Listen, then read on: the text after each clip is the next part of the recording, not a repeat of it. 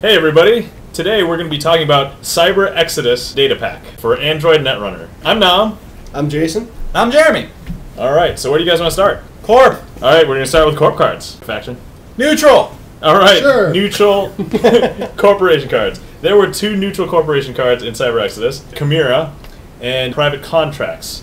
So let's talk about Chimera. It's a strength 0, 2 to res, and when you res Chimera, choose Sentry, Code Gate, or Barrier. It gains that subtype until it's de-res, and when the turn ends, de-res it. And it just has one step routine and the run. It can be a great early game ice. Maybe to sneak through that first agenda. It can be really great. It can also be a huge crutch. If you want to talk strategy, if you're new to the game, do not put this on a central server. This is not to protect R&D. What do you do as a runner? You run on R&D. You run on R&D, and they're going. And it's like a $2 tax Every turn. Oh, that's You can bankrupt yourself. that's on it. backbreaking. However, on a remote, especially early or even late sometimes, if they don't have the right breaker, you pow. Yeah. You can sneak something through with it, so that's what it's really good for. One of the problems, though, is AI breakers. Just eat it for lunch. Crypsis loves Chimera. Laughs at it. If you have like a Crypsis-only criminal deck coming at you, don't put it in play. It's not worth it. I've also parasited a few of these. Yeah, that is 0 strength as well. It's an instant parasite, so you know. Yep. Totally gets them out of the game. The reason why I see this around is that there could be like a one-turn tempo, and if there's just one breaker they don't have, you can stop them, even on a central server. I have played this in front of HQ because my starting hand was 2 agendas, even though I could score them quick, but I needed to ensure that was the only ice in my hand. Oh, there is one situation. I should rewind.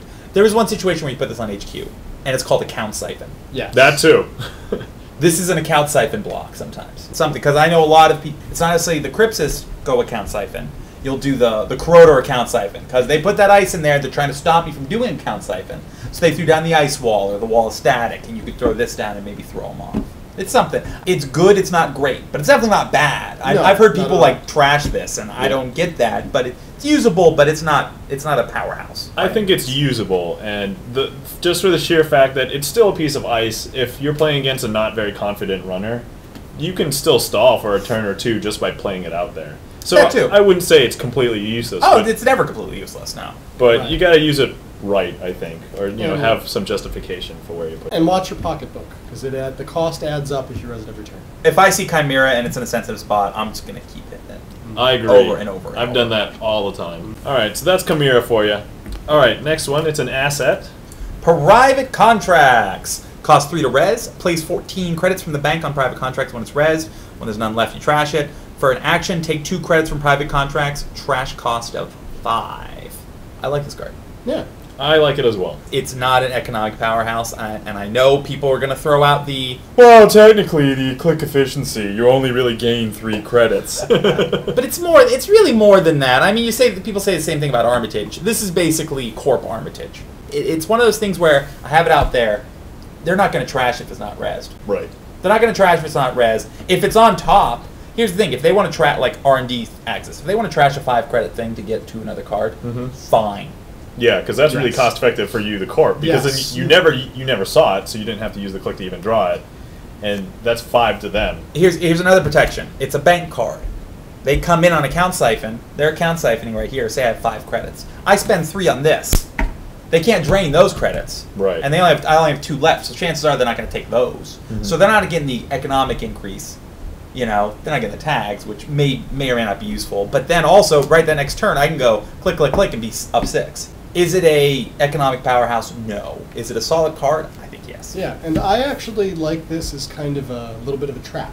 You put it in a server that you want them to run. They run it. They get through with usually less than 3 or 4 credits. Usually, they waste their money. They waste their money going through your ice. And it's also trash that. It's also borderline enough that a lot of times they're like, I don't even. And sometimes I know I'm that way. Yeah, I'm that way. I see Private Contracts when I run a server. And it's like unless you are swimming in money, you probably would never even consider. If I'm swimming in money or if I'm Wizard or I'll imp it. Right. So there's that, but I'm saying standard, every day I hit Private Contracts. Reasonable. So, you guys want to go to NBN just for the similarity? Sure. Let's go to NBN for similarity because we have marked accounts. It's another asset, 0 cost to res. It's also 5 trash cost. When your turn begins, take 1 credit from marked accounts, if able. For 1 click, place 3 credits from the bank on marked accounts. Okay.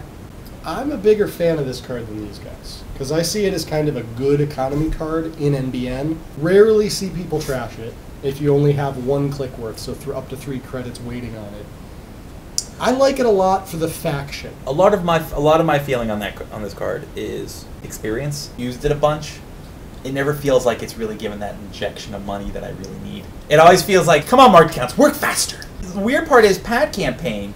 Same thing, you just don't have to reload it. Right. 1 less trash cost to res. Whereas pad campaign, I always feel like that's contributing. Yeah. Whereas this, it's always like, I'll get the 3 of them, like, gosh, I can spend a click on that? Dang it! Yeah, it's because, here's the thing, right? With pad, you res it and then you get it the same turn, like, right that when too. you res it. Right. This, you have to spend the click during that turn, so it just feels slower because, I mean, technically it is slower because you have to reload it. It is a little slower, but it costs 0 to res, but it's kind of spending 1 click to get 3 credits on the installment plan. So you gotta wait for it. So I like it for the faction it's in. It can be a solid economy card you don't always need to protect. Yeah, the one thing with this is I do like the 5 trash cost. I've played it, and most of the time they don't trash it. Now, here's where I found that it's actually very interesting. If you play both this and pad campaign, they will actually choose, if they want to trash something, always to trash the pad, because obviously it's more efficient. This one I have to reload.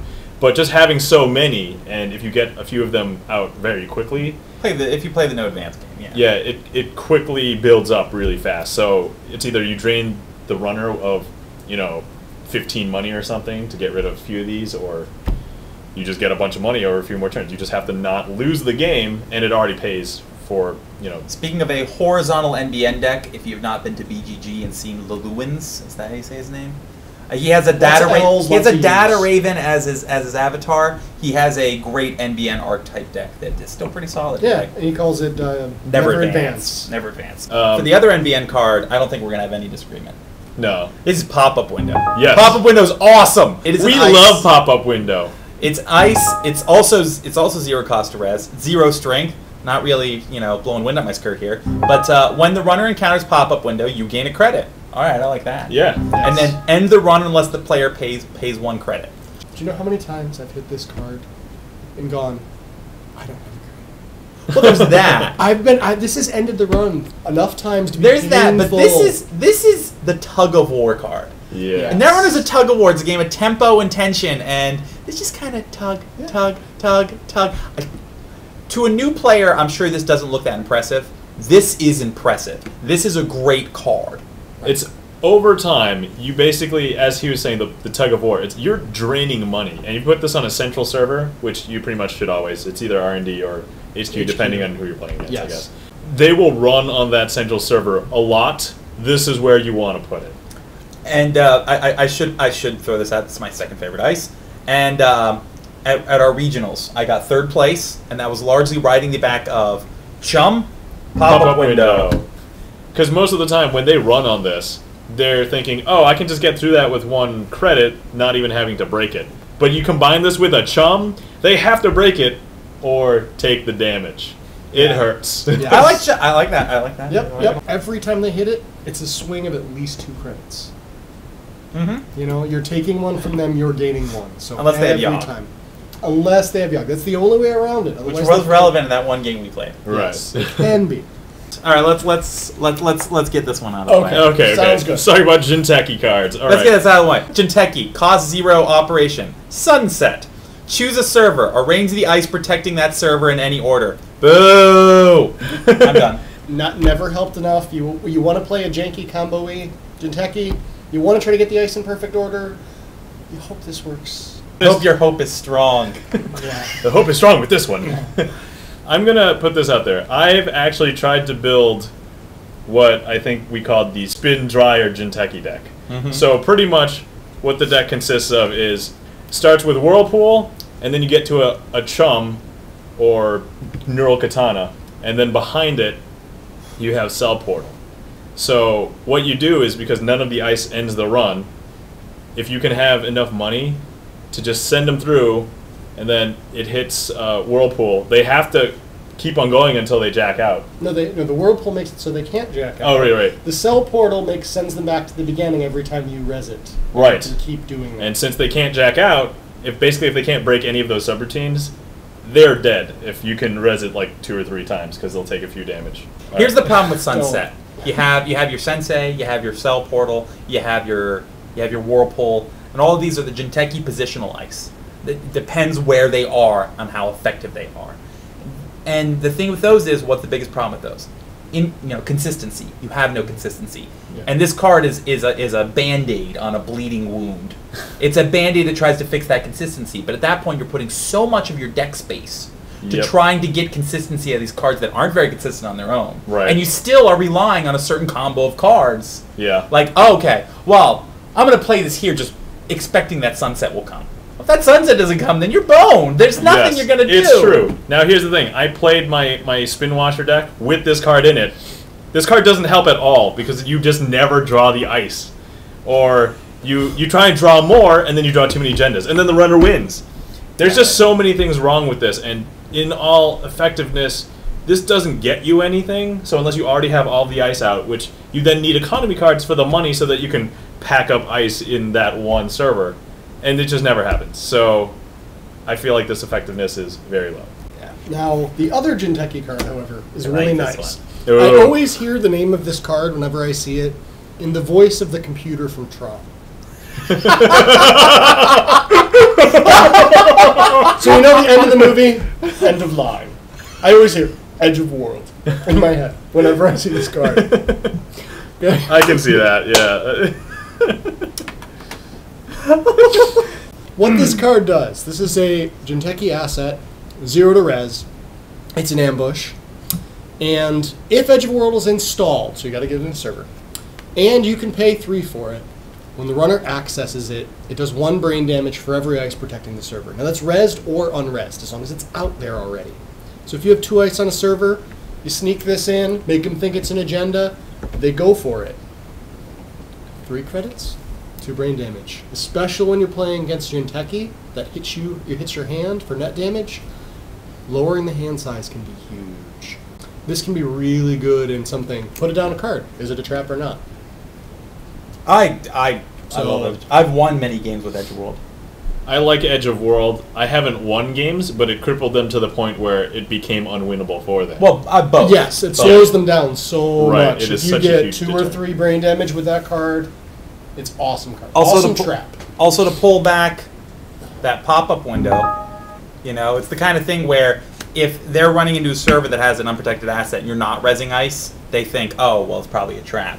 However, if you're rezzing stuff, so cheap ice is great to put in front of this, they think, oh, well, they didn't have better ice to protect that, so they're trying to bluff me with the ice, but now they've just got nothing. Yeah. So they're going to run right into it, you get a bunch of cheap ice in front of it, boom. The other part about this is, it's scary. Oh. Yeah. Because here's the thing, snares, usually you keep your snares in hand, very rarely do you put them in, type thing. Right. Whereas, if they see this off of R&D, oh crap, well, they're going to trash the 1. But then they're going to be thinking the rest of the game. Is there more Edge of Worlds? I think there could be 2 more. Did they just put 1 in just to mess with me? Which I have done in that. Yeah, I mean... He's not evil. And I've done this. They pull it off R&D, and I'm like, I'm inside them. Yes! Outside, dang it, come on! Well, I need those! One of our buddies, League player Scott, he actually... What does he play, an NBN deck or something? No, he plays an HB deck. But all of his influence is just all for trap assets. And ambush assets. Okay. Whatever. Same thing. So, I mean, he has 3 of these. He's got 3 of Junebug and snares. So it's like, oh my god! And you would not expect this unless you'd seen his deck before. I mean, you see it once, and then it's like, okay, you can play it again, pretty carefully, but... Scott gets mad at me. Why? For some reason, I can read him better than anyone else. So he'll play these trap decks, and I just never run on him. At the end of the game, he's like, why do you never run on my traps? Speaking of which, there's also another bluff with this that you cannot pull off. You can't fake an agenda because you can't advance this. Right. Yeah, that is the drawback. That's the big drawback. Yeah, like with Project Junebug, you can advance it, and maybe you can get them to run. But, I mean, that's... If they're smart and they... think it's a trap, they might wait you out, and if they wait 1 or 2 turns, you can't advance it even if you wanted to. By the way, one of my favorite plays ever with this, not my last time I won with this, but the time before, they only had 2 cards in hand. Okay. but they were running. They thought it was an agenda. Okay. I think they hit something early. I forget what it was, but I had an agenda in a 3 deep server, an agenda in there, Right. and then it was a close game, and I draw this off the top, and I'm like, do I? Because there's always the thing where if you overwrite something else with something, usually a lot of times it's an agenda. They're like, all right, I'm tossing the trap. Yeah, I yeah. overwrote an agenda, threw it in the trash, put For this the in, trap. and they went. Boom! That's glorious. It was that's it was sounds very good. beautiful. Now, obviously, they made it. Otherwise, you wouldn't be telling us this story, right? No, they smacked right into it and they died Yeah. a glorious death. Now, Fish in a barrel. quick question: if they had run on archives, would they have gotten enough points to win? Yes. Oh, that's baller! All right. Now, you're a brave man, but you know what? You gotta sell it. Well played. All right. This is why we are sometimes afraid to play with James. Yes, yes. He's evil. He likes traps. Over the years, A lot. I think. Well, actually, we haven't been playing Netrunner for. We've only been playing Netrunner for like a year. Over a year. I mean, I have. Yeah. Yeah. So, I'm much more comfortable playing against Jeremy now.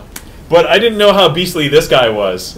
He is really good. Jason's very efficient. I'm very wily. Unfortunately, that means if I get too far behind, don't have tricks up my sleeve. Yeah. It doesn't go. Yeah. I like to tinker, even though I don't talk about the tinkering as much as he does.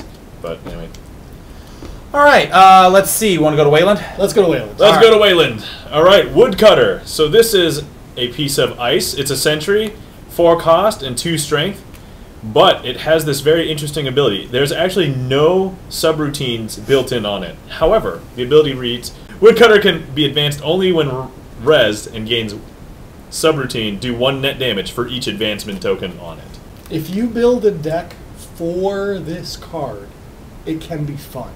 I'm not saying it's always effective, but if you get 4, 5, 6 counters on this with some other cards and tricks Weyland can play, all of a sudden they have a sentry with 6, 7 routines. Do you want to fem it? You still got to pay 6.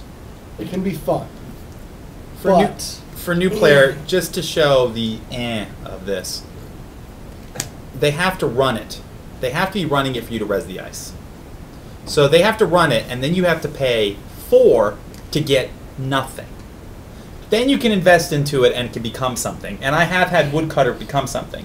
It's a line of ice that's part of the Genesis cycle. There are more to come. This is the best there is. It goes downhill from here. Yes. I've used. I mean, it's a cool card. It can be fun, but I'm with a lot of the internet on the fact that I don't know what they were going for with these. No, I get what they were going for. I don't know how they thought it would be usable. Right. The only way I've been able to use this effectively is with another card, Amazon Industrial Zone, that lets you res stuff when you install it. Because Right. then you can first click, install and res for 1, because it makes it cheaper, advance it twice. And now it does something. I'm still not sure it's worth it. The surprise is gone, but it can be fun for a janky, weird Weyland combo deck. There's also the fact that even though you get a bunch of subroutines, that 2 strength, Yeah. Parasite just, you put 9 counters on it, you're like, yeah, 9 do 1 net damage, come at me, and they go, Parasite, and you cry. Yeah. You cry. Yes. I think that basically, if it was cheaper or easier to get counters on it, or something, but I think it's just worth too much for what it does, for how much effort you have to put in for potentially a very low return. Because as we said, the surprise has gone away, so why wouldn't they just play around it at that point? Like, unless you have 2 built up, 1 in front of each of your important central servers with big, Well, It's a clever idea, it's just not really usable, and I'm sure there was balance issues with them trying to do it cheaper. Right. I'm sure if it was more effective, then it would cause issues. yeah, if this honest. could be advanced when unresed, I mean, the surprise factor, you could just murder someone Yeah. with like 4 or 5 net damage. And they're like, oh, it's a 6 strength ice wall, no problem. Then, boom, you're dead. What? Yeah, I think But then they would have to raise the cost of it too. Oh, Yeah, So- the instant kill from the surprise, it would probably be too much. Yeah. But It doesn't okay, do that. So. how about this? What if, when you on the turn that you res it, it doesn't have any subroutines, but you're allowed to advance it before you res it? Do you think? Because it takes away the instant kill factor, but Maybe. it allows you to, put counters on before. There's a few different ways you can modify it to make it more usable in my mind, but again, I have a feeling that this series of ice went through a lot of play testing, and different angles just beat the crap out of it to the point where they still released the series of ice, the cycle of ice type thing, but it just didn't work very well. Yeah, that's my view on it. I don't think it's cost effective, really. No. So it's. No. But I mean, that's the thing, and that's the best one. That's the one I've used. Yes. The other two, when you see them, run screaming. I mean, this can actually kill the runner, whereas the other ones can't kill the runner. I have a story for the next one, but that's for another video. Yes. Now, the other Weyland card combos with advanceable ice in general. That's commercialization. Basically, you gain 1 for each advancement counter on a piece of ice. So you can make a big ice wall, pay you the money back to advance it. Not the clicks, but the money. So if you have some other cards that come later that let you advance ice for free or with recurring credits, you can kind of use this to make yourself some money. And it is a nice burst if you get a lot of counters. But again, it's a deck made only to advance ice. It's a little janky. It's not the strongest Weyland out there. Again, can be fun. But here's the thing. It also depends on this one. If you're playing original Weyland and you get the 1 extra credit, that's something. This is a transaction. Also, say I've pulled in Trick of Light, or I've pulled an Ice Wall into it. I mean, it's just one influence, and I'm trying to build up counter sheets for Trick of Light, but also as a protection. Right. I mean, I've regularly built up Ice Walls pretty big, even in a not necessarily a long running game, and that's a big money boost. And there's also nothing in the game. Right. Money. It is. It's not a hedge fund. It's not one of those things. It in the right situation it works, and I've gotten good money off of it. It's not a good or great card by any means, but it's not a bad card. But I think it's playable. It's very playable. Especially it's very playable. Yeah, I think with original Weyland, it's definitely playable. Yeah, Ice Wall, Shadow, Hadrian's give you enough to work with that's good to use, that's not woodcutter. To make All right, see if you follow me on this. Sometimes I like to think of, what's the longevity of this card? Do I see this card lasting? Do I see this card maybe coming back? There's certain cards that I like to try to think about, but for some reason I think commercialization is going to be something down the line. Yeah. And we're going to be pulling that back into decks at some point down the line. The more advanceable ice we get, the more legs. More advanceable ice, the more. Yeah. I mean, maybe something with advancing ice tricks of some type, like a big operation that I go, bam, and drop a bunch of advancement counters only on ice. Right. Yeah. Something like that. I could see, and you had that. All of a sudden, commercialization comes into play big time. I think it could. Yes. Right. So something to keep in mind for the future. Playable now. Yeah. The last corp to go over is the one we think basically defined a lot of the meta for Genesis Cycle. Project Vitruvius. This is a 3 to advance, and really, that's the selling point. 2-point agenda. 3 2s really enable fast advance strategies where you can basically score out a hand, install advance with the help of Biotic Labor, or install advance with the help of a Sansan City Grid from the core set. Or a Trick of Light, or any of the basic Or a Trick of Light. Any of those cards between Project Vitruvius and Accelerated Beta Test, this gave HB 2 3-2s. Regionals was part of, during Genesis Cycle. Most regional reports you saw.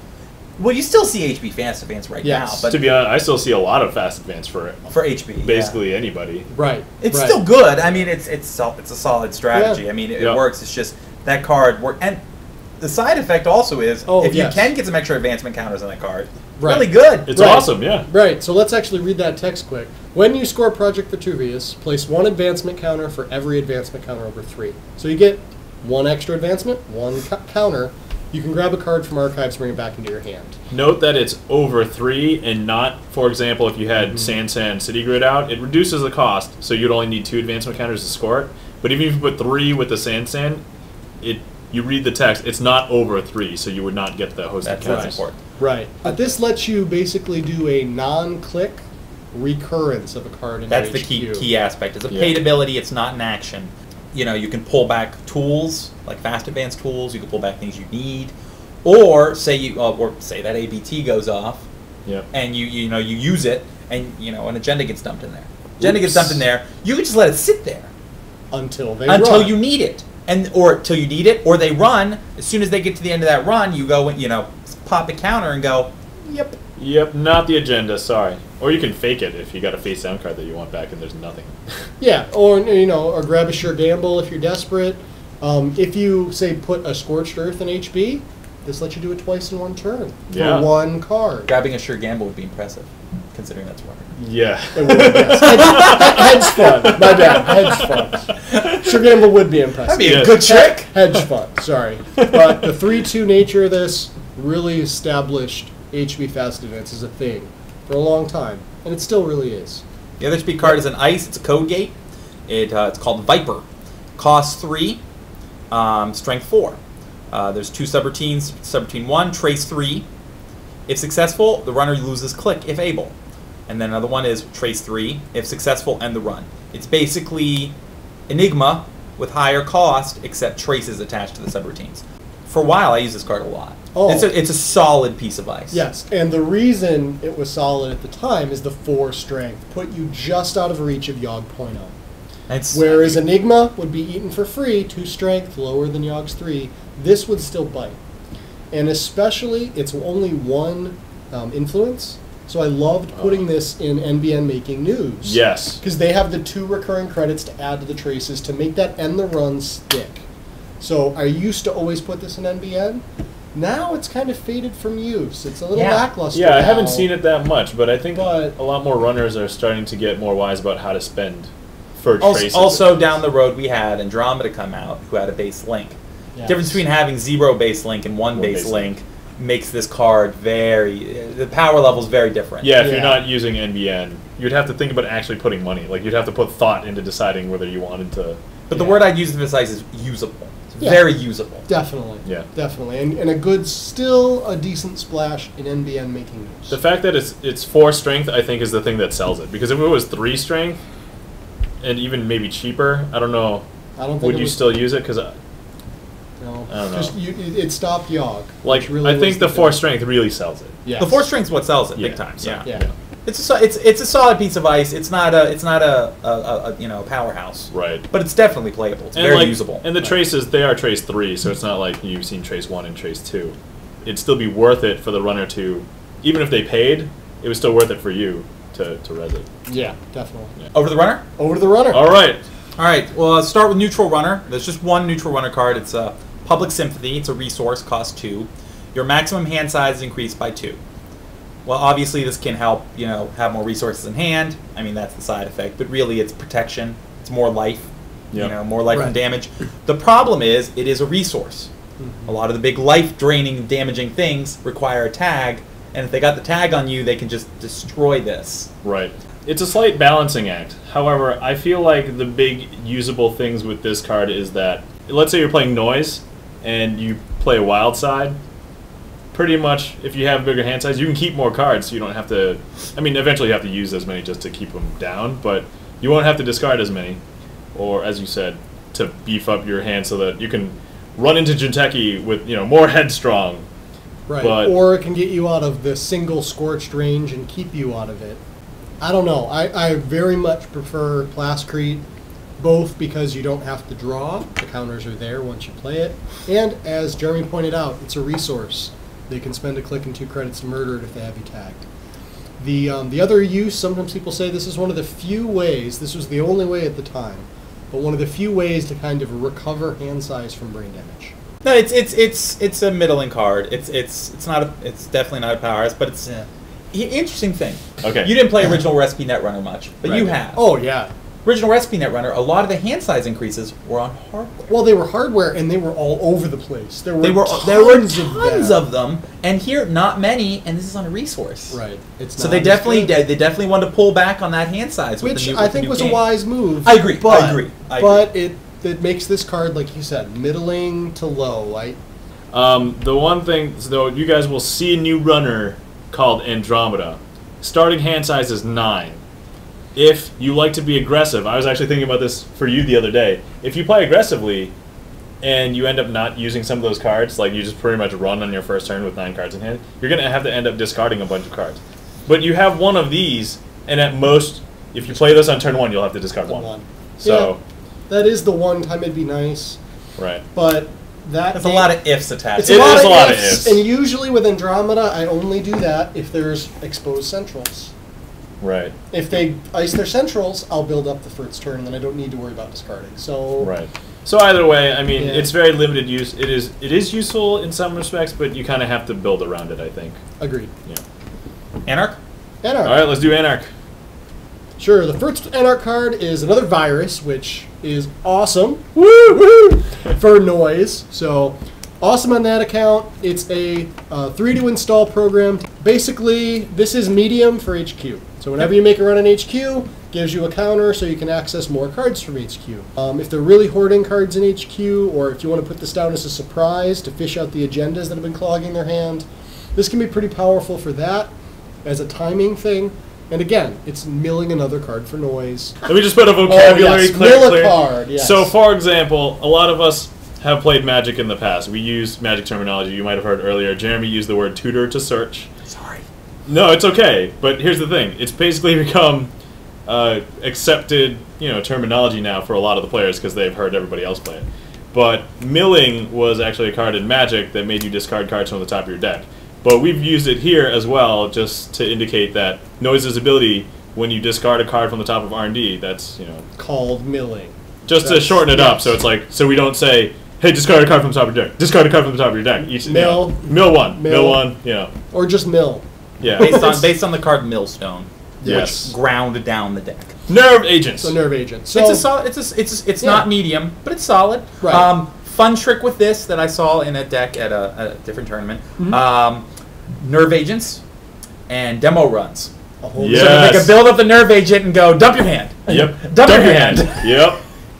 I thought about that. I tried doing that in a Shaper build once. Didn't work. That would be tough. Because I think There's just so much influence. This is really usually an Anarch card. By the way, Yeah. interesting with those decks, always hard.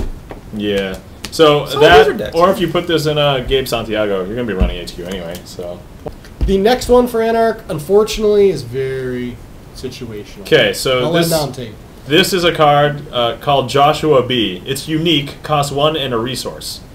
And pretty much the text reads, when your turn begins, you may gain a click. Sounds great, right? But there's a second sentence there. If you do, take 1 tag when this turn ends. Okay, so let's talk about that.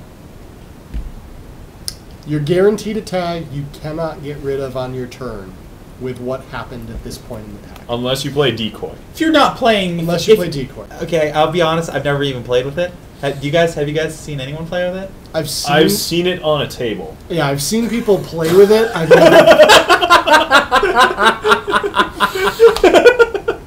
never put it in a deck either. And there's also upcoming cards that people want to kind of combo with it. And also we talked about notoriety in the last pack. You can make a case that you get that extra click to help you set up to make the 3 runs and play notoriety. Or even double notoriety. But living the dream. Ooh! Good luck. The biggest problem with that is if you get a tag at the end of the turn, they can kill it. He's a resource, so Yes. he dies. If They can kill this, they could kill you, they could kill your money. There's so many things they can He do. literally walks out, hands you a click, and then paints a target on his chest every time you use him. Okay, hold on. Runner walks into a bar. What? That's it.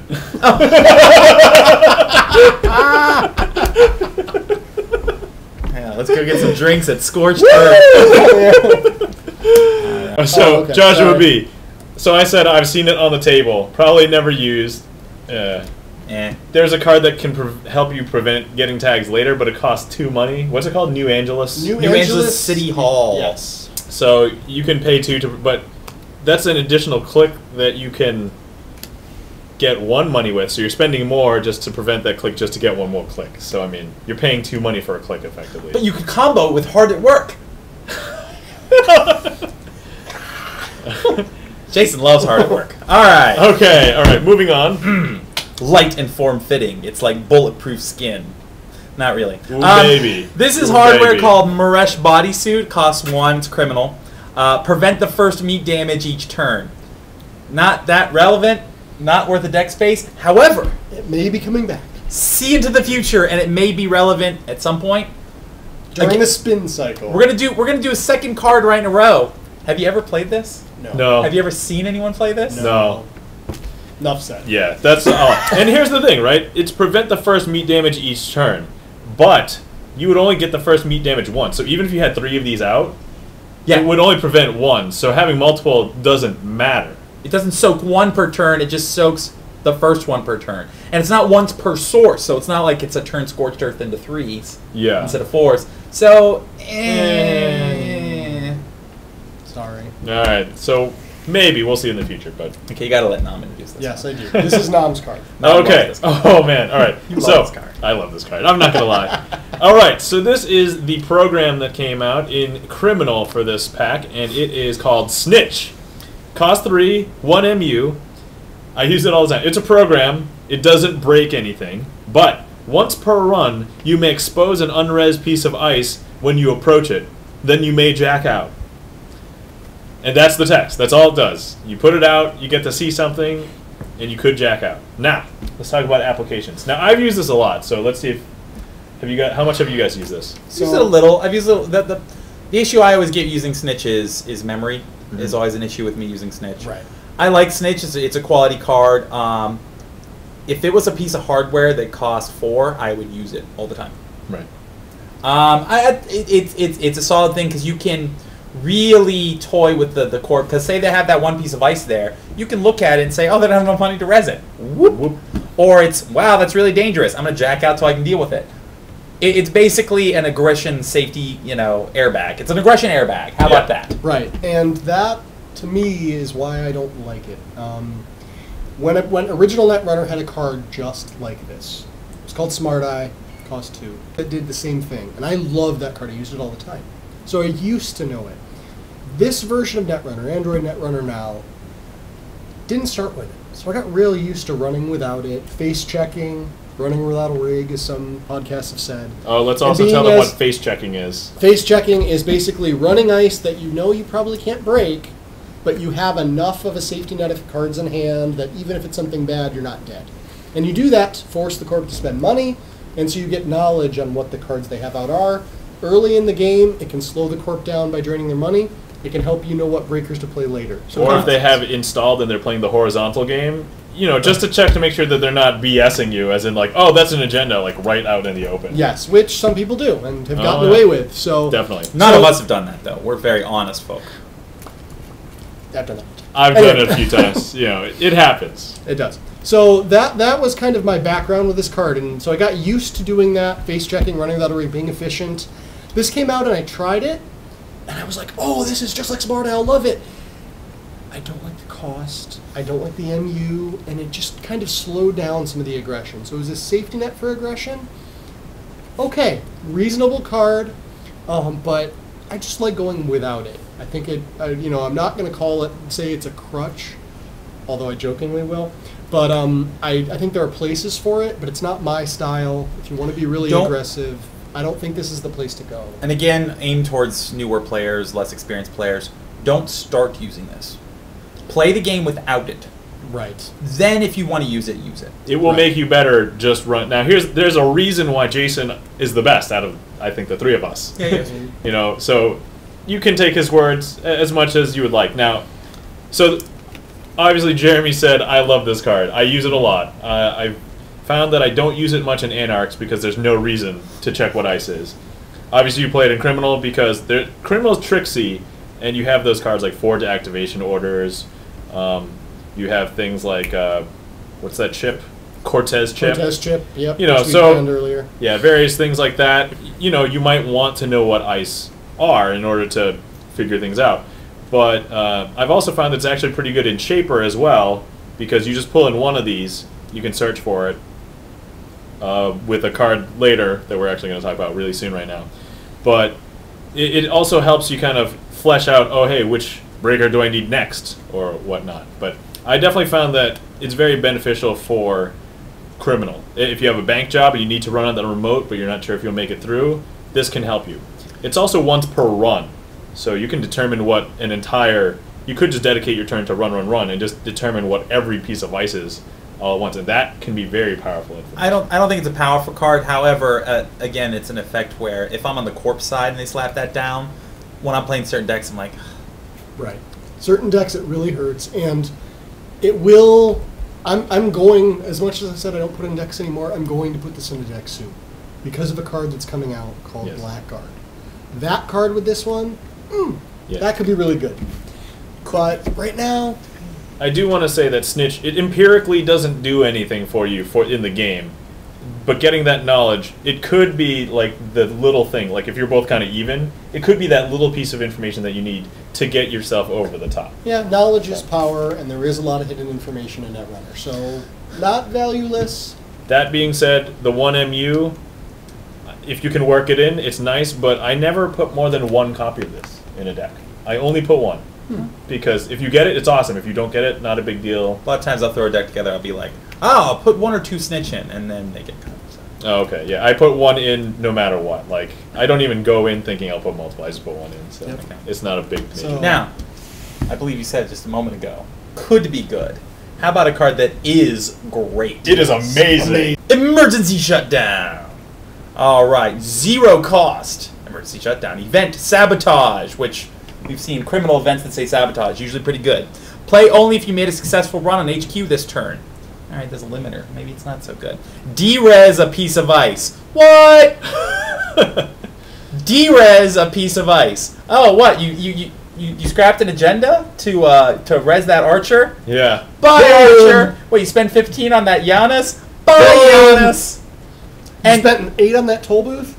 bye, Toll Boom. Not only that, keep in mind, it's not make a run on HQ.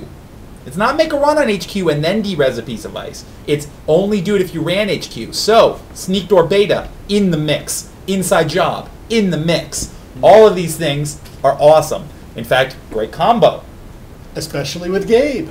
Sneak Door Beta, derez that giant piece of ice they put in for HQ to prevent account siphons. Yep. So run Sneak Door, derez, play account siphon. So many uses. You don't have to you don't have to run on the same server as the ice. You don't even have to touch the ice. Nope. You can just derez any piece of rezzed ice. Yep, that one. Yep, the one in front of R&D that's annoying me. The one in front of your remote that was way expensive, now I can steal the agenda. Right. This Beautiful card card. single-handedly made Big Ice. These 2 cards, well, we talked about Vitruvius from before. These 2 cards set the meta everywhere for a while because this helped fast advance and this forced fast advance. Right. Because it killed Big Ice. Kills And- big defending and ice. Jeremy had a very, very scary deck that I'll let you introduce. Yes. I miss BFI. Back when there was just core, and after like the first expansion or 2, it was Big Ice. It was a high percentage of ice in the deck to use accelerated beta test and prior to Rex. And man, if that thing got rolling, it was scary. Yeah, I couldn't beat it for a little while. Most people couldn't beat it for a while. I yeah. had to go out of my way to do multiple attempts to build decks to beat your Big Ice deck. And you were the first one to beat it. And then this card comes along and everyone can beat it. Yeah. It was the death knell for The- Big Ice and for Big Freaking Ice. Because that's the thing. 5,000. E3 was in a prior pack, right? E3. Yeah, that was in the feedback. last Yes. one. E3 Yes. feedback was in the E3 feedback hurt it. This went no, that hurts. This kills. I'm going to stab you in the heart. Right, because before, if it was like an HB ice, you could click and then use use money with E3 to get through the rest. This, it doesn't even have to allow you to click through. You can just derez anything. Derez anything. I've actually used this, deja vu'd it back to use it again, deja vu'd it one more time to use it again, and that's why I made Nom. Was it you? I think it was you. Made you get rid of 3 agendas for 1 archer? No. No, that wasn't you. That was wasn't someone me. else. I watched part of You that game. watched I that game. remember. I was there. I was present. I was like, oh my god, you just made it. Was like, boom, boom, what? It was crazy. Emergency Shutdown is a defining card. It's going to be around for a long time. If you look at this card and you don't see the power, then read it again and try to think about it. 'Cause this is And try it out. Play Look. with it, and you will believe. I was going to say, yeah, if you don't believe it, try playing with it. I agree with him on this one. Definitely, you have to see the power for yourself, and then you will feel it. Like, ugh. so good. I used this on somebody recently, actually, to do something similar, to make them spend, like, I think it was 24 money across 3 turns. Well, the thing with this also is, the key thing with this is, any of these derez effects, it doesn't necessarily have to be Big Ice. It doesn't have to be Giannis. I've used derez effects on Data Ravens, which cost 4, to take economic control of the game and swing everything in my favor. Yeah. I've I've done it with that too. I think 3 is a little bit on the low side. But if it's the biggest thing, I have done it on a wall static. Yeah. But usually I like it. Well, Data Raven's one I actually like to aim for it with. But Yeah. Toll Booth, obviously. Toll Booth, Archer, Giannis are your big. yeah. Wall of Thorns. Wall of Thorns, yeah. Well, for a while they're Wall of Thorns. Man, I haven't seen Wall of Thorns in a deck in a long time. Actually, Put in one for next week. Actually, you're right. I haven't seen it either. means Even I'm in gonna be Jinteki, playing. yeah. I need to be playing you. Oh man. 2 net damage, make a note. There we go. Yeah. All right. Okay. So we saved the best for last. Yes. Nah, So we're I going don't to think so. I think we just passed the best, but we'll Okay, go. all right, okay. okay. We We've saved saved- a lot of good stuff for last. Yes. This was the Shaper pack because it came with the ID and 3 cards. Who wants to talk about the ID? Has anybody played with this extensively? I played with it a little bit. I played with some. I've played against it a bunch. Okay. All right. So Jason and I will start. So this is Chaos Theory. She is a Shaper identity. She doesn't start with any link, so it's 0 link, unlike Kate. But her ability is +1 MU, so you're allowed to have 5 MU worth of programs out right from the get-go. That doesn't seem powerful, Nom. You can have a full suite of 3 breakers and Magnum Opus without any other cards. Yeah, So but it's useful. that doesn't seem nearly as powerful as Kate. What else does Chaos Theory have going for it? Chaos Theory also has a 40 card minimum for deck size. So- Okay, now I'm getting it. So you have some deck thinning. So fewer cards in the deck, you get to the better stuff quicker. Your strategy is condensed. Your strategy is condensed. You can really focus. I've had some decks I really like with this that are you often feel the speed with a Chaos Theory deck because you get those good cards more often, more quickly. I like the feel. I just like some of the benefits of the others better in the long run. But I played with her for probably a good 2 months. Out of the alternate IDs, out of the alternate ID, the ones that came out in Genesis Cycle for everything, Right. it's the second most used I see. Yeah, Yeah. Andromeda's probably queen. Andromeda's and one. she's second place. A lot of people still like Chaos Theory. I like Chaos Theory, but I ended up, because I liked the economic gain plus the link with Kate, but playing this deck, oh man, it is super potent. It's like, as we said, having good stuff within fewer cards, so it's like a very potent solution of stuff to kind of jab the one single point through the corp to just get to any of their servers really quick. It's one of those cards, and I know I hate it when I see it said this many times, but there's certain IDs, like the HB ID, everyone always says, well, any deck you make for Strong Together is better with Engineering the Future.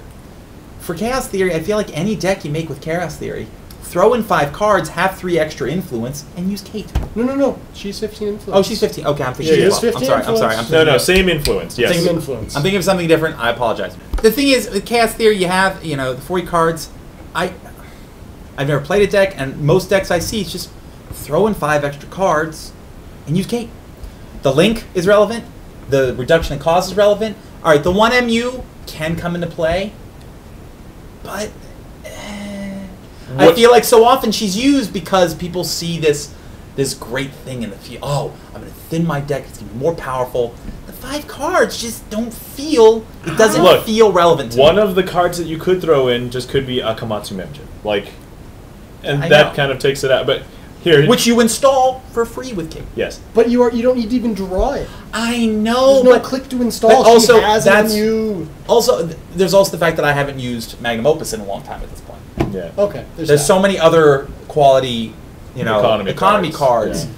And there's also the fact that now there's just me. I'm definitely more apt to do it than you, definitely, and even than you.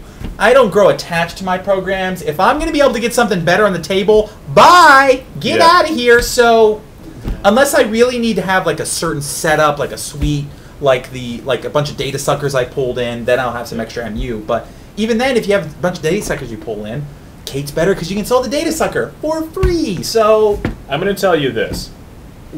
Back when I was playing Kate a lot and I was liking her, there's a reason why I chose Kate over Chaos Theory. So I obviously made my choice, and I prefer Yeah. Kate over Chaos Theory. I do like the flavor of Chaos Theory. I think Yeah. it's Oh, it's cool, kind of, amazing. Yeah, have you met my Dinosaurus? And that's another card. And Advan- that's a deck, and it's yeah, beautiful. and- Yeah, we're going to talk about Dinosaurus in a sec. But I mean, really, right? I mean, I feel like she's a cute little girl. I don't see her breaking into corporations as much. No, she's a prodigy, but she's also a teenager, so she just Yeah. screws with stuff. Because who didn't screw with stuff when you were a teenager? Yeah, well, and if you didn't, you got to make up for it right now. Just get out there, screw with stuff, screw things, screw people. Just Whoa!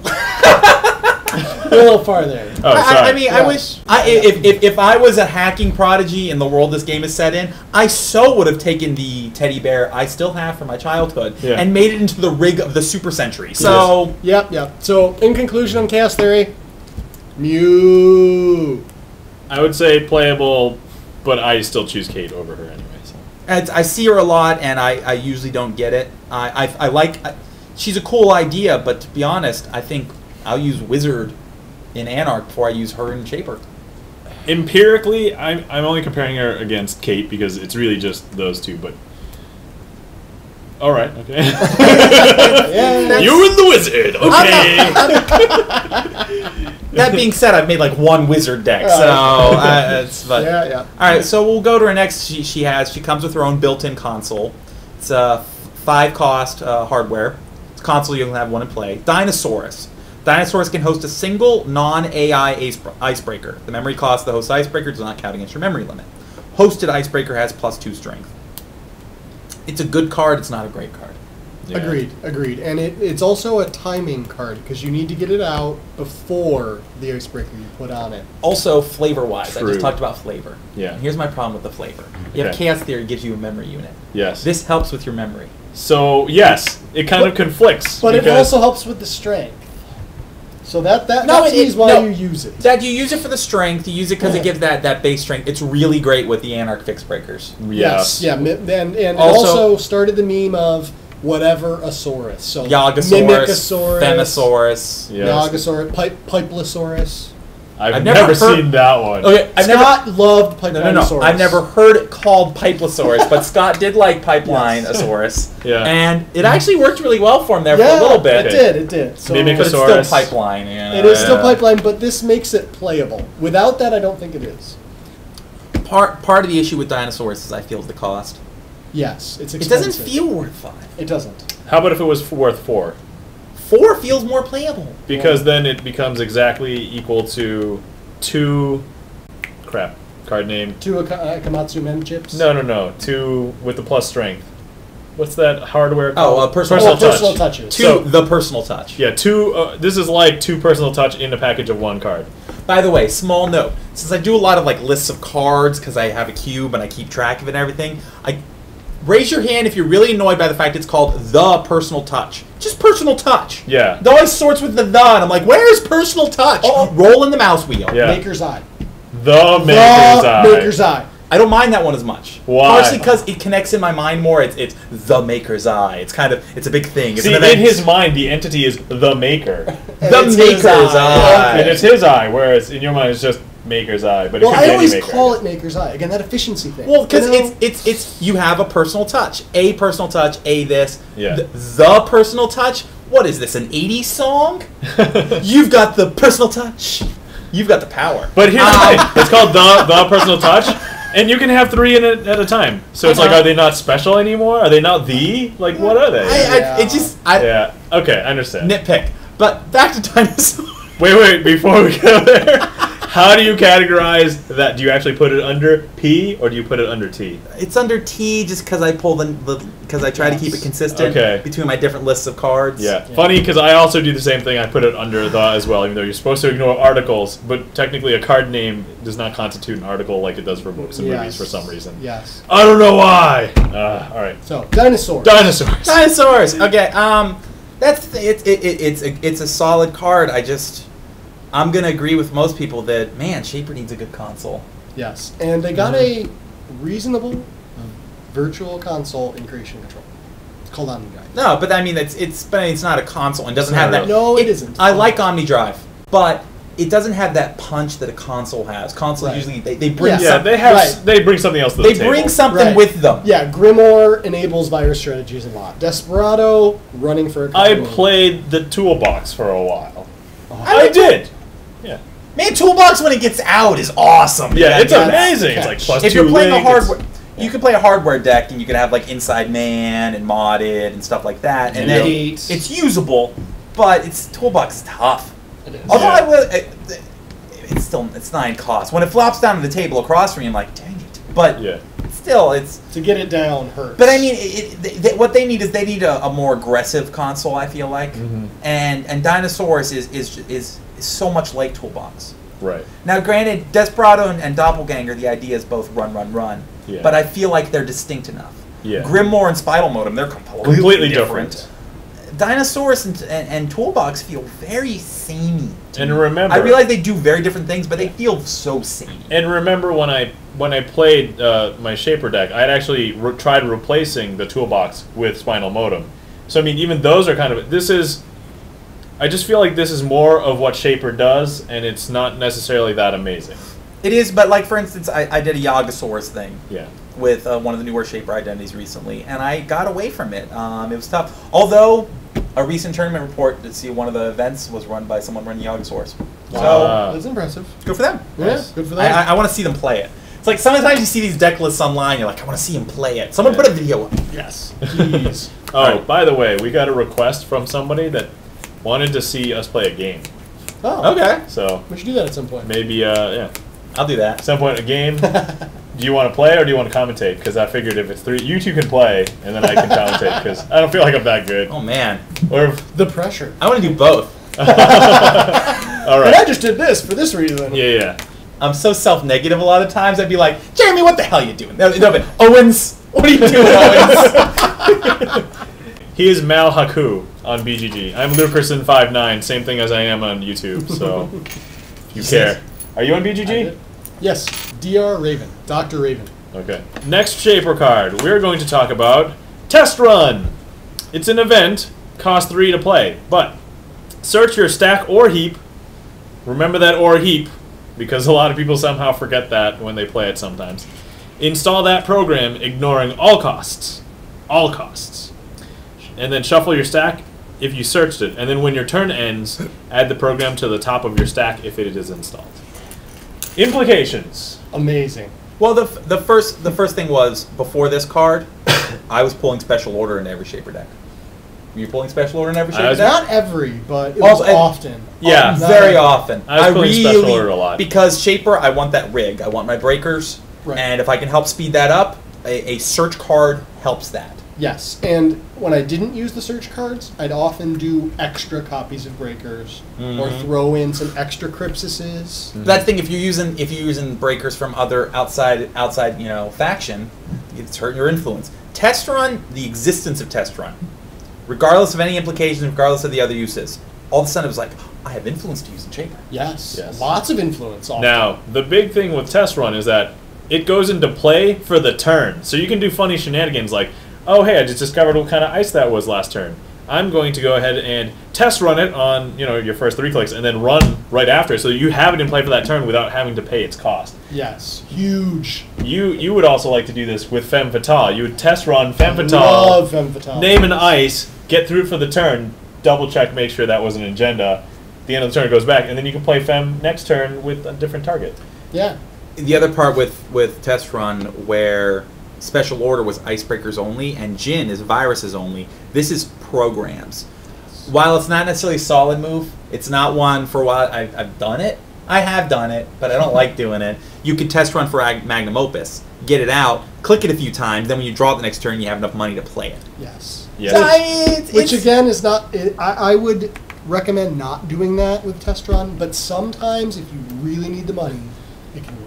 And also, if you're playing a deck with Magnum Opus, getting that Magnum Opus out is really, Usually it's important because that's your main. Regardless, I'm not talking deck building whether Magnum Opuses are good or bad. There's a lot of talk of that. However, if you are playing a deck with Magnum Opus, you want it out. Yes. Yeah. So there's that. I'm going to say that I have done that with Magnum Opus. Oh, I've done it too. It just depends on the state of the game at that point. If you do it really early, it's like, oh, Corp hasn't done anything threatening. You can afford that turn to basically solidify economy for the rest of the game. Like, it's totally worth it. But the other thing that I've done was I've done shenanigans with Shaper deck where I put a bunch of Anarch cards in there, and I needed Jin out. And what I would do is I would put things like, I would put Magnum Opus on the Jin. I would use the Jin to then search for viruses. I would then also put self-modifying code on Jin as well. So there was a lot of purposes to having the Jin there. So I needed it out sooner rather than later. Which it's interesting thing there. search cards. Shaper started with the least number. They now have the most and best the ones. most and the best. Yes. Yes. So that's interesting. Yes. Well, because I mean self-modifying code, which we haven't covered yet, but self-modifying code you could tutor mid-run. Yeah. What? Yes. Yeah, this has to be a click during your turn that you spend. I'm going to spend this click to play this event. All right, last Shaper card. Speaking of installing mid-run, Personal Workshop is a resource, costs 1, Personal Workshop. For a click, host a program or piece of hardware from your grip on Personal Workshop and place power counters on it equal to its install cost. Next thing, for 1 credit, remove 1 power counter from a hosted card. Next thing, when your turn begins, remove 1 power counter from a hosted card. Last thing, when there are no power counters left on a hosted card, install it, ignoring all costs. There's a lot going on there. So let me grab program piece of hardware. Dinosaurs. I have Personal Workshop in play. I play Dinosaurs with a click. I put 5 counters on it. Beginning of my turn, I take off 1 counter from any card hosted on here. It doesn't have a limit. You can have multiple cards hosted on one workshop. But you only take 1 counter off of. It's not 1 card of each card. Just 1 counter in general. Beginning of the turn. And then I can pay money to remove those counters faster to get it going. In the end, if I just placed it on there and then paid 5, it's a net gain of nothing. Actually, it's a net loss because you had to pay 1 click to put it on. No, because you had to play the click to install. You'd have to play the click to install it. Oh, right. Yeah. So it's an even keel. Right. Okay, you're right. So there's a lot going on there. It doesn't seem like it's much. Oh, it's an economy card. Let's reduce money off of it. Here's where it's powerful. Where it's powerful is it's not just that can slowly reduce the cost of something. It's also those removing of the counters. It automatically installs when there's no counters. Moving of the counters is a paid ability, not an action. So you can install things mid-run. Especially if you drop, say, 2 different types of breakers on it, like a fractor and a decoder. You make a run, you don't know which it's going to be. Well, now you only have to pay for 1 right now, the one you're going to use. Again, if you're new to the game, it started a whole deck archetype. This card, it's 4 influence, so it's tough to do it, but it would be pulled into Anarch because you could slap a virus, like a parasite. You could slap a parasite on a piece of ice once it's rezzed. So you approach a piece of ice, it gets rezzed. You pull a parasite from this, slap it on there. Say you have a Grimoire and maybe some data sucker tokens, insta-kill the ice. Yeah, so then you wouldn't have to deal with it, you wouldn't have to break anything, it would just disappear, and then you could just continue moving. You could also rack up a huge bank of viruses, and then all of a sudden, boom, install them all in 1 turn, and they have to, again, discard cards, mill cards off of R&D all at once. And you just, oh, there's 5 cards. Discard those. I'll run archives. Thanks. If you got into the game after the noise shop decks were around, definitely look up some deck lists and give it a try. It's a really interesting deck to play. I love noise shop. It was a really cool deck. It was very complex, a lot of moving parts, but play it and play around with it, like, try different things, and there was a lot of a lot of space to run around. I would say it was very fun to play, and definitely makes your mind think about different ways you can be runners. So that's definitely an important thing to try, because Personal Workshop, it's like you are in the workshop doing different things, whereas you are doing different things with a deck with Personal Workshop in it. So I think it has a very nice flavor and theme to it as well.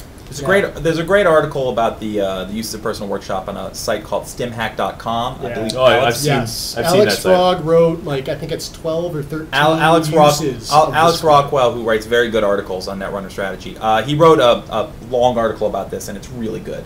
Now, Personal Workshop, it has one really big danger. Really big danger. Remember I said you could put multiple things on there? Say you put multiple things on there. It's a resource. They're hosted on there. They kill this resource, it all dies. You don't get tagged. That is really bad. Yeah. Especially since as of the filming of this video, there is a way to kill resources, instantly, without the tag even. Yep. And And I love Noise Shop decks. I play it a lot. I got a really nicely tuned Noise Shop deck I loved. And then I faced a bunch of dedicated NBN players. This was before, you know, the end of Genesis cycle. Some dedicated NBN players, and they just blow up my workshops all day. Yep. And I just got so sick of it, I put it in the box. It was worth using breaking news just to kill that workshop. Just to kill the workshop. Yeah. And then the last pack came out, the Genesis cycle, that gave us, we mentioned it earlier, New Angeles City Hall. And I would play that card, and it saved Noise Shop for me, because it took away the biggest vulnerability of this dying. Right. However, Character assassination. characters that there are newer cards that get around even that. So Yeah. still great card to play, a lot of fun, can be powerful, but it has some Achilles heels. And so the be other careful. the other part of that the other part of the card is originally I said it can just kind of reduce things, be a slow economy card, almost like a kind of a pad campaign for almost a marked accounts. It's almost a marked accounts for the runner. Yeah. It's not bad for that. No, like you have a Shaper deck and you have a slot or two, throw it in there. Does a great job. It does a great job at that. It really Right. does. I can't. And the one thing to watch Can't out argue with that. Shaper, though, is it does not synergize with Kate. That is a big Yeah. thing. So I like this in Chaos Theory to give you that little discount on things. Mhm. That's where I liked it in Shaper, was the discount for Chaos Theory. Right. And, you know, obviously it came in the same data pack, so I think the intent was, hey, you probably use it with her. But to be honest, I very rarely saw this in a deck with Chaos Theory in it. Really? Really? I saw did. it. Okay. Really? All the time? Okay, because Not all the time, Right. but sometimes. to be fair, I didn't play against it that much.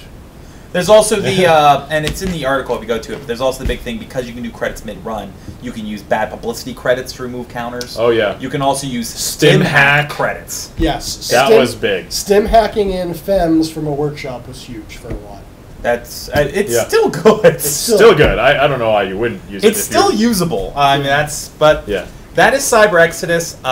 Best pack of... Best pack of Genesis. Yes. I'll Bar pretty much none. agree. Yeah. Bar So, none. well, I mean, let's pull out all the big guys, right? you Personal like- Workshop changed up, basically introduced a deck archetype. Yep. Test Run, It's a Shaper tutor. Searcher. It's always good. Yeah. Emergency Shutdown, It's so good. eliminated Big Ice as a big Best card of the liability. pack. Best card of the pack, and that's with pop-up window Yeah. in there. I think Emergency Shutdown. Yeah. Let's see. Project True. Project Vitruvius. Yep.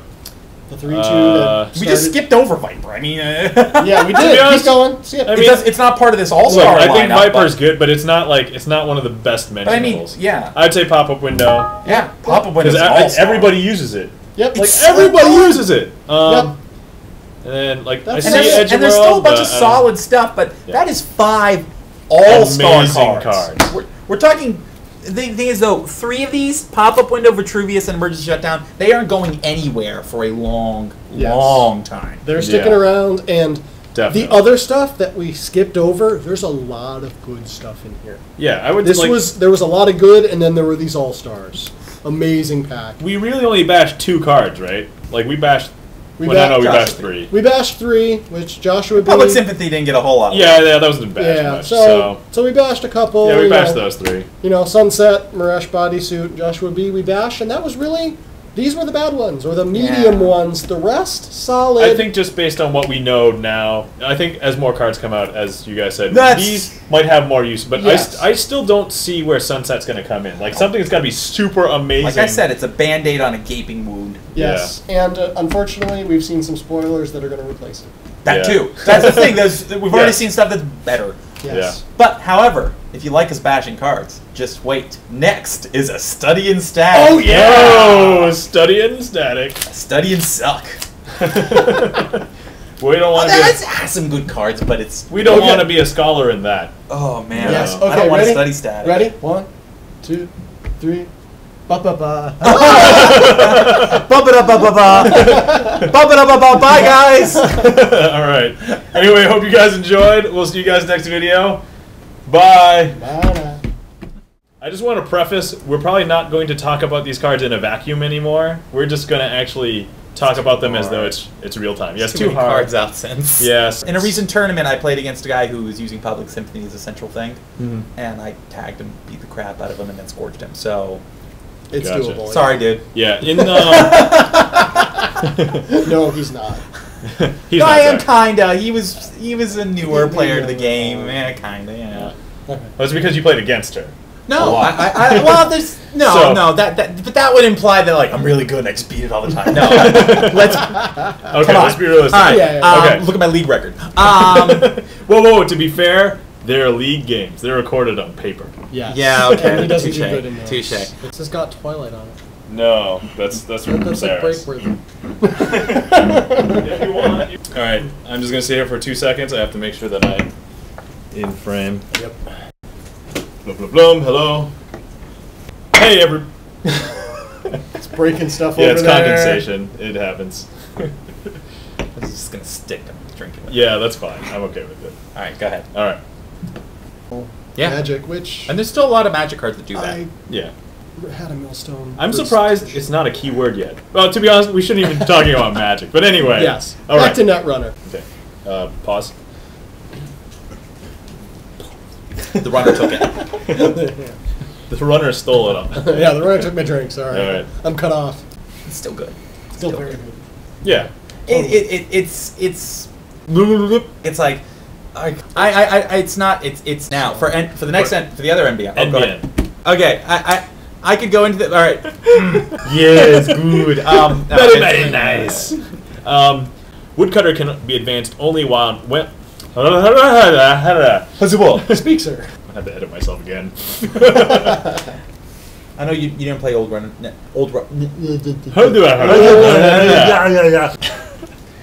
Okay. That was awesome.